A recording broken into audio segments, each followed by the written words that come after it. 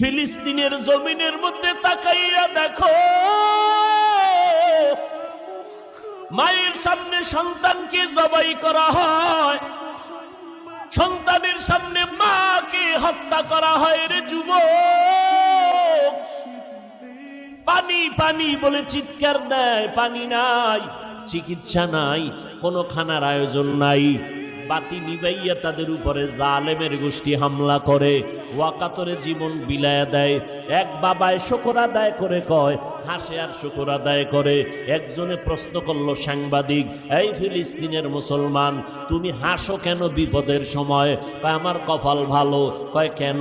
কয় আমার কয়েকটা সন্তান শহীদ হয়ে গেছি, জান্নাতে চলে গেছি, আমিও আশায় আছি শাহাদাতের দরজা দিয়া বিনা হিসাবে জান্নাতে যাব। এরে নবীর উম্মতের দল, তুমি যদি নেতার জন্য জীবন দিতে পারো, তুমি যদি দলের জন্য জীবন দিতে পারো, যারা আমার মাওলার আশিক, যারা আমার মদিনাওয়ালা নবীর আশিক, ওরা কেন নবীর জন্য জীবন দিবে না? ওরা কেন দ্বীনের জন্য জীবন দিবে না? মুসলমান অন্যের বিপদ দেইখা হাসবা না রে বাবা, বরং যদি মুসলমান হইয়া কবরে যেতে চাও, কাফনের কাপড়টা তাড়াতাড়ি কিনিয়া হাতের